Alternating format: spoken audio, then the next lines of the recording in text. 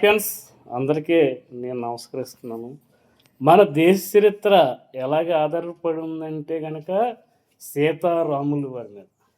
ఎందుకని అంటున్నానంటే నాకు పెద్ద తెలీదు మన దేశం గురించి అన్నీని. నాకు నచ్చింది విధానం పూర్వం నుంచి ఇన్నదేంటంటే ఒక భార్యాభర్తల విధానం అంటే సీతారాములనే చెప్తారు. ఎందుకంటే పెళ్లి చూపులకెళ్తే పిల్ల సీతలాగా ఉందిరా! కుర్రోడు రామచంద్రుడిలా ఉన్నారురా! ఈళ్ళ జంట బాగుంటుందిరా! అన్నది తెలిసింది శ్రీరామచంద్రుల గురించే. ఆళ్ళని ఊహించుకొని మన జీవితం కొనసాగించేవాళ్ళం. హనుమంతు మనకి ధైర్యం ఆంజనేయ స్వామి అని భావించి మనకేదన్నా లెగలేనిది లేపినప్పుడైనా సరే జై వీరాంజనేయ అని తలుచుకొని ఆ విధానంగా మనం బతికేవాళ్ళం. ఎప్పుడూ కూడా అలాంటి వాళ్ళని మనం చిరస్థాయిగా సన్నించుకుంటూ పోవాలి గానీ ఎప్పుడు మనం వ్యతిరేకంగా మనం నడవకూడదు. ఎందుకని నేను అంటున్నానంటే రేపొద్దున్న మనం తరతరాల నుంచి మనం పూజించుకుంటూ మనం భక్తితో ఎదరికెళ్ళిపోతున్నాం. ఉన్న భవిష్యత్తులో కూడా ఎప్పుడు దెబ్బతినకోకుండా ఎప్పుడూ కూడా జీవన విధానం అలా సాగాలని నేను కోరుకుంటున్నాను. అందుచేత సీతారాములు అంటే మాకు చాలా అభిమానం. ఎందుకంటే భర్త అంటే ఒక రామచంద్రమూర్తి అంటారు.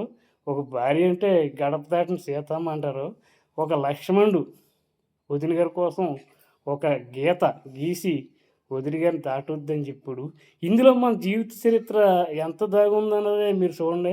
అలాగే మన శ్రీకృష్ణుని వీళ్ళని తలుచుకుంటే గనక సత్యభామ ప్రేమకే ఈళ్ళు శ్రీకారం. చూడండి ఆ ఫోటో ఎలా పెట్టాను నేను. చూసారు ఫ్రెండ్స్? చూస్తారు మీరు? చూడకుండా అందుచేత మన జీవితం వీళ్ళతో ముడిపడి ఉంది. ఎందుకంటే ప్రేమకే శిఖను శ్రీకృష్ణ భగవానుడు. మన దేశానికి మన భారతదేశానికి శ్రీరామచంద్రుడు, సీతాదేవి అనేది మన జీవితానికి వీళ్ళకి ముడిపడి ఉంది. శ్రీకృష్ణుడు కూడా చాలా ఎన్నో లీలలు ఆయన మనం చూపించారు. ఆయన చేత మన దేశాన్ని గౌరవిద్దాం, మన దేవుళ్ళని గౌరవిద్దాం. ఎప్పుడూ సరే అన్ని దేవుళ్ళని గౌరవించిన మన హిందుత్వాన్ని ఎదరికి తీసుకుంటూ పోదాం, తీసుకెళ్ళిపోవాలి.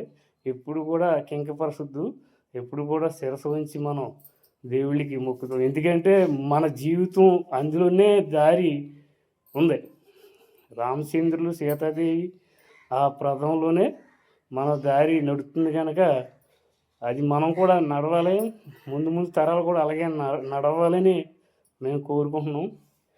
ఎక్కడ ఉండు ఎలా ఉండో ఎవరు కూడా మనం ఏమీ అనకూడదు.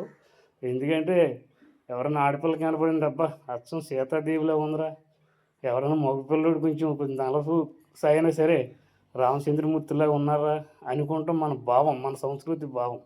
అలాగే ఎప్పుడు కూడా మనం శిరస్సు ఉంచి నమస్కరించి మన జీవితం కూడా అందులోనే దాగుంది.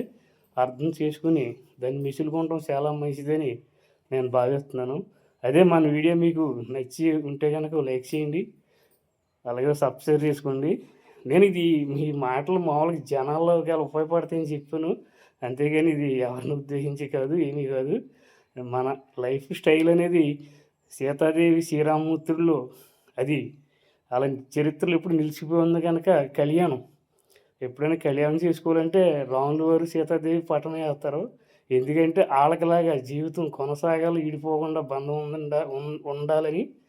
అదే కానీ అందుకే కనుక మన జీవితాలు ఇలా నడిచాయి. మన పూర్వీకులు కూడా అలా నడుచుకుంటూ వచ్చారు.